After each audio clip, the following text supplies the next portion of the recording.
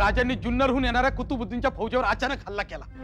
सोडो की पळो करून सोडलं बघा संदेशनी। मराठे आले म्हणून आरडाओरडा सुरू झाला आणि जे दिसतील त्यांना कापीत राजन त्यांची फौज पसार झाली। त्या दिलेर खानाला पहिली सलामी दिली आऊसाहेब। भले शाबाश, आपल्या समशेरी अशाच तेज ठेवा। जी आऊसाहेब। आऊसाहेब, त्या ऊपर एक खबर आहे, चांगली भी आहे आणि बुरी भी आहे। बुरी खबर कोणती? त्या दिलेर खानानं राजांच्या फौजेचा पाठलाग केला। त्याच्या हाती कोणी लागलं नाही, पण तो पुरंदरच्या पायथ्याशी येऊन पोहोचला। शत्रू आपल्या रोखानं येतोय हे वज्रगडावरच्या आणि पुरंदरच्या आपल्या गड्यांनी पाहिलं। त्यांनी पटापटा तोफान बंदुका टाकल्या, एकच सरबत्ती झाली आऊसाहेब। सवाला आधी जवाब काढू लागले। मग ह्यात बुरी खबर ती कोणती? अहो, एवढं होऊन बी खानानं पुरंदरच्या पायथ्याची तळ ठोकलाय। आता पुरंदरला पीळ घालायच्या विचारात आहे तो।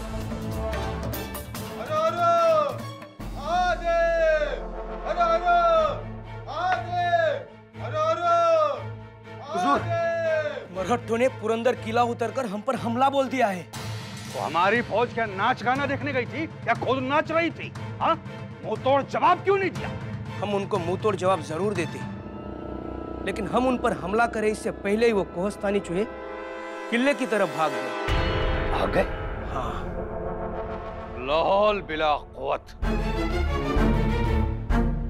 शैतान, शैतान है ये मरहट्टे, शैतान है।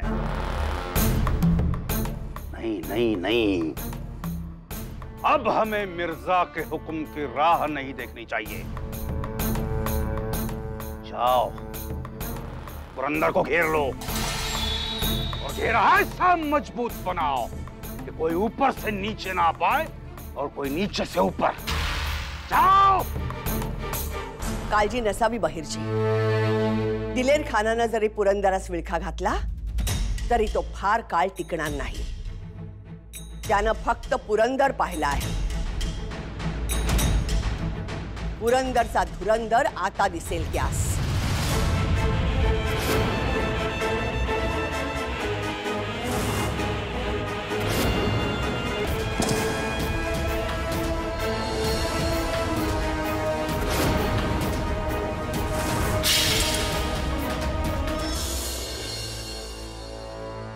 किल्लेदार, परसंगली बाकी हाय, एक वंगळ खबर हाय। काय झालं? कसली खबर? मुघली सरदार दिलेर खान लई चौताळलाय आता। वज्रगडासोबतच या पुरंदरला येडा घालायचा मनसुबा आहे त्याचा। त्यानं हुकूमच दिलाय तसा। किल्लेदार, फक्त गडाला येडा नाही पडणार आहे तर मोठी जंग होणार आहे। चौथा मिर्झा राजा पिछाडी सांभाळतात आणि आघाडीवर हाय तो दिलेर खान।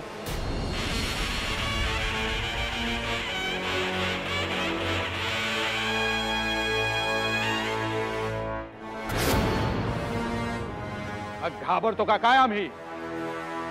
असे कितीही मिर्झा राजे येऊ दे आणि कितीही फौज येऊ दे, हा मुरारबाजी जोपर्यंत जिवंत आहे तोपर्यंत गडाला शत्रूचा पायही लागू देणार नाही।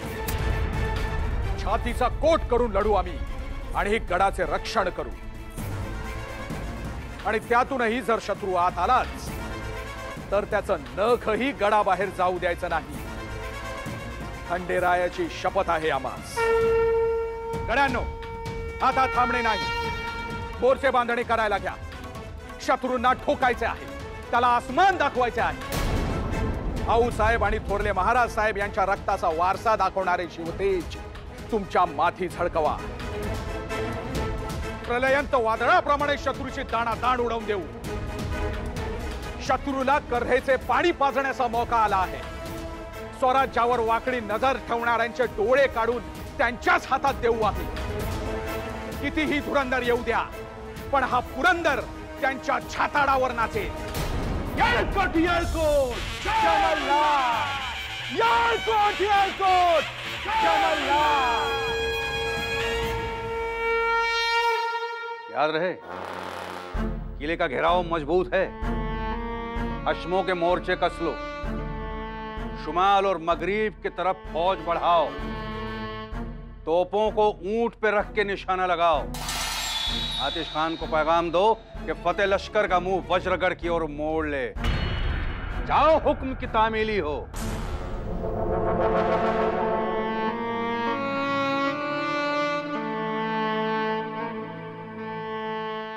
खान साहब, राजा जी, किले का घेरा बिल्कुल सख्त होना चाहिए।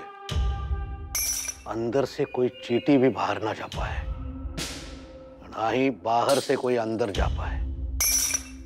हमारी खबर के मुताबिक किले पर मौजूदा फौज बहुत कम है। उन्हें किसी तरह की कोई मदद या कोई भी रसद ना मिल पाए, इसका खास ख्याल रखिए। राजा जी, आप बेफिक्र रहें। खान साहब,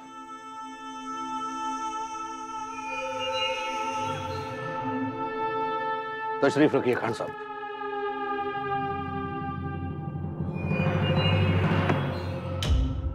यह है पुरंदर और यह है उसका जोड़ किला वज्रगढ़। हमें दोनों पर अपना शिकंजा कसना है। दोनों तकरीबन एक ही ऊंचाई पर है और पूरब से पश्चिम तक फैला हुआ खुला मैदान है। और ये यहां ऊंचे पहाड़ पर बसा उनका बाले किला, जहां से वो चारों ओर अपनी नजर रख सकते हैं। और इसके सबसे ऊपर ये है राजगद्दी का स्थान। खान साहब, और ये है वो पतली घाटी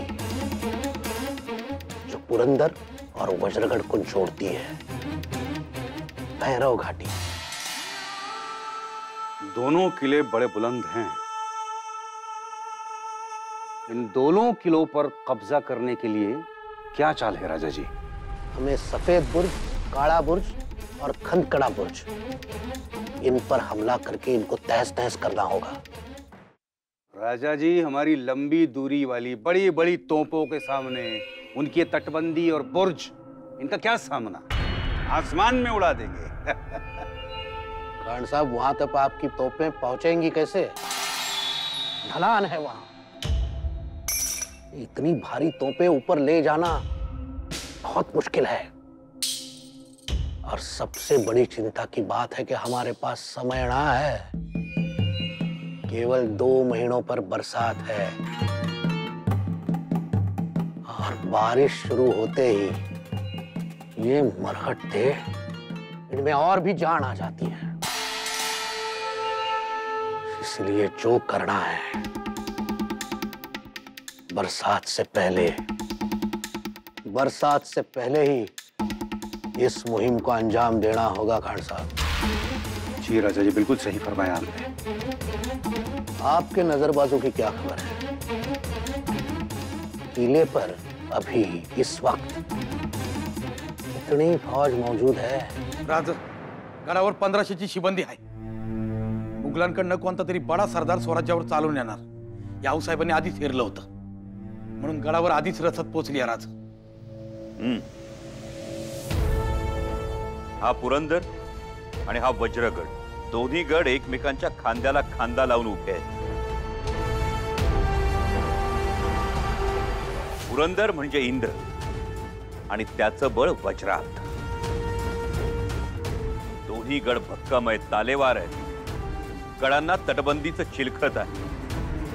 तटबंदी फोडल्याशिवाय मिर्झा राजा गडात जाऊच शकत नाही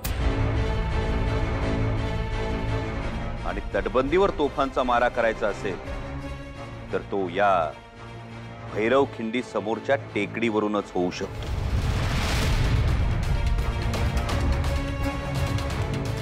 परंतु ही टेकडी वज्रगडाच्या घेऱ्यात येते।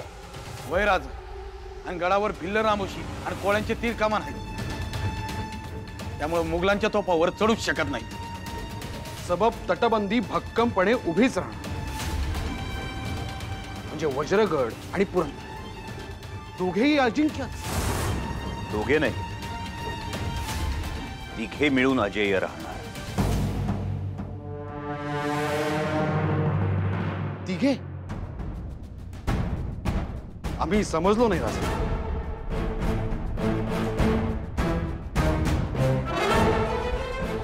वज्रगड, पुरंदर आणि या दोघांइतकाच धुरंधर आमचा मुरारबाजी देशपांडे. सगळीकडे जागता पहारा ठेवा. गड्यांनो, पुरंदरगड फार मोठा, वयाने, अंगापिंडाने आणि कीर्तीने. पुरंदर म्हणजे इंद्र, देवांचा राजा. आज याच देवांच्या राजावर मोघली सैन्य आक्रमण करण्याच्या प्रयत्नात आहे. फत्तेबुर्जावर आपले 300 सैनिक पहारा देतील. हत्तीबुर्जावर 100 सैनिक पहारा देतील.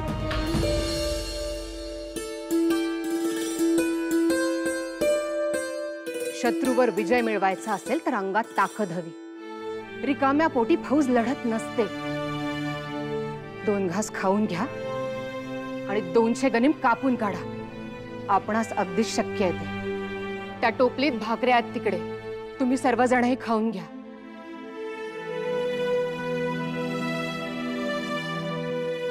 ही जंग मोठी वाटते आहे. तटावरून आम्ही नजर फिरवत आहोत. चहूबाजूला फक्त मोगलाई टोळधाड पसरलेली आहे. जेव्हा पती आपल्या दोन्ही हातात तलवारी घेऊन शत्रूला कापण्यास सज्ज होतो, त्यावेळेला त्याच्या अर्धांगिनीने मागे का राहावं? शिवाच्या सतीप्रमाणे आम्हीही वसा घेतलाय. आपल्या पावलांवर पाऊल ठेवून चालण्याचा. गोफणीने आधी 4 दगड भिरकावले शत्रू सैन्यावर आणि मगच भाकरी घेऊन इथे आलो आहोत.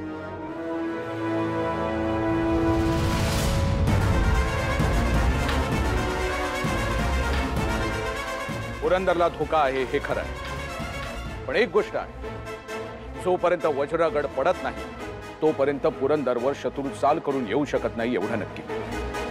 किल्लेदार, मी हत्तीबुर्जावर होतो. आता पस्तूर समद शांत होतो, पण अचानक खालतून माणसाच्या बैलाची आवाज येऊ लागली.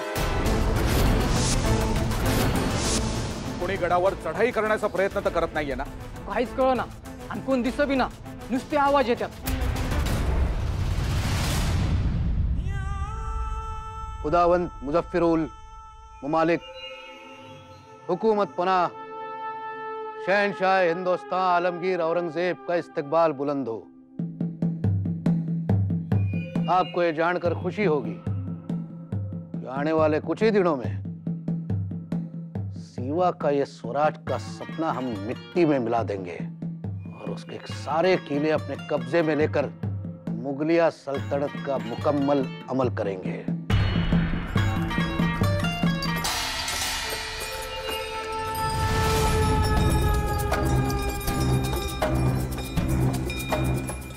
ये कैसा शोर है? जाओ देखो.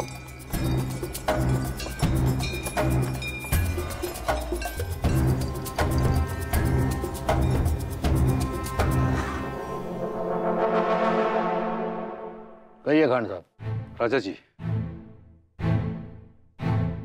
इस टापू से किले पर हमला करने में हमें बहुत तकलीफ होगी और उसका कोई नतीजा भी नहीं निकलेगा जब तक हम वज्रगढ़ पर फतेह नहीं पा लेते. तब तक पुरंदर पर हम मुगलिया सल्तनत का परचम नहीं लहरा सकते. मुश्किल तो है खान साहब. वज्रगढ़ हासिल करने के लिए क्या करना होगा? हम हमारा तोपखाना वज्रगढ़ की ओर ले जा रहे हैं, उत्तर की ओर, यानी शुमाल की तरफ. फतेह लश्कर, अब्दुल्ला खान और महेली जैसी हमारी आग बरसाने वाली आला दर्जे की बड़ी बड़ी विशालकाय तोपें वज्रगढ़ पर गोले बरसाएंगी. और एक बार वज्रगढ़ हमारे पंजे में आ गया तो ये पुरंदर हमारे सामने क्या और कितना टिक पाएगा. इस पुरंदर को भी हमारे सामने घुटने टेकने ही पड़ेंगे.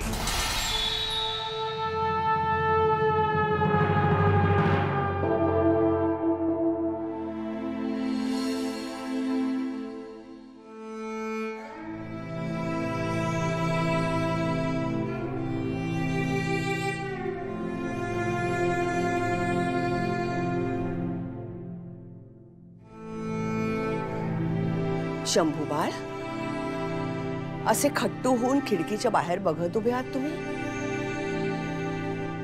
आणि चेहऱ्यावर केवढी ती चिंता. आज थाळाही घेतला नाहीत तुम्ही. काय झालंय? आऊसाहेब, ज्या गडी आम्ही उपसलो तो पुरंदरा संकटात आहे. करे पठाराचा पाठीराखा पुरंदर हा धोक्यात आहे. हे ऐकल्यापासून आमची भूक तहान नाहीशी झाली आहे. आम्हास काही सुचतच नाही. डोळ्यांसमोर दिसतो तो फक्त आणि फक्त पुरंदर. आहो साहेब. अहो केवढं मोठं ओझं वागवत आहात तुम्ही काळजावर. शंभू बाळ, बसा.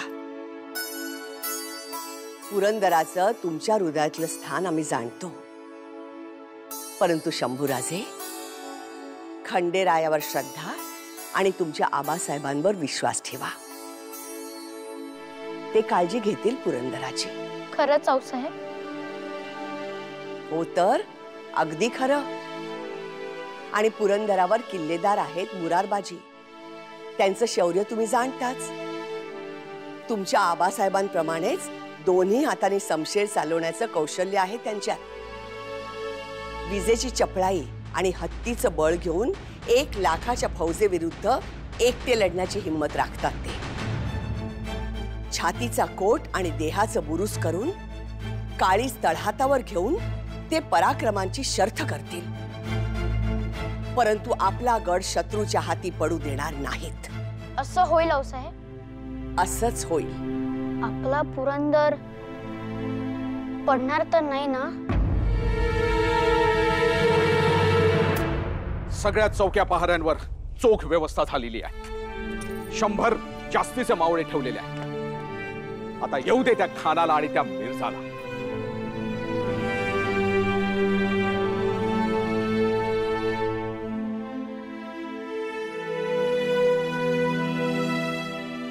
पाणी घ्या.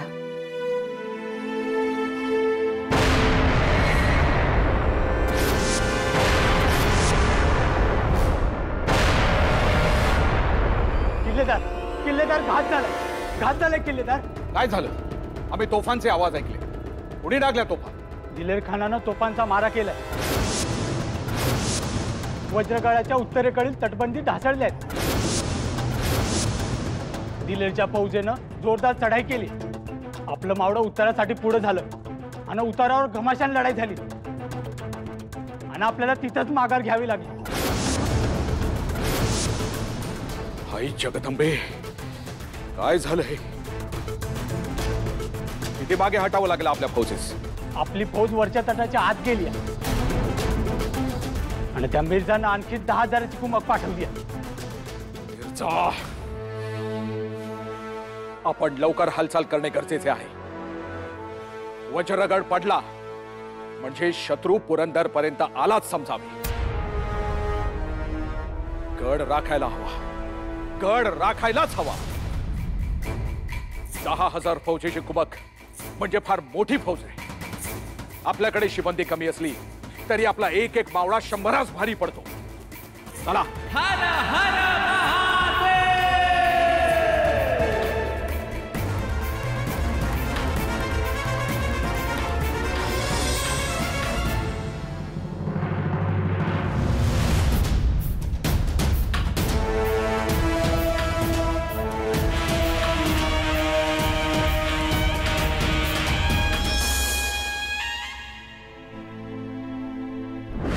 आऊसाहेब, ज्या गडी आम्ही उपसलो तो पुरंदरा संकटात आहे. आमचा प्रिय पुरंदर हा शत्रूच्या विळखात जातोय. आऊसाहेब, आपला पुरंदर पडणार तर नाही ना? शंभू बाळ, काळजी नसावी. तुमचा प्राणप्रिय पुरंदर, तुमचं जन्मस्थान, आमच्या सईबाईंची आठवण अशी पुसली जाणार नाही. आम्ही ती पुसू देणार नाही. आपला पुरंदर म्हणजे इंद्र आणि इंद्र अजिंक्य असतो. तसाच पुरंदरही अजिंक्य राहील. पुरंदर पडणार नाही. पुरंदर लढणार शंभू बाळ. पुरंदर झुंजणार.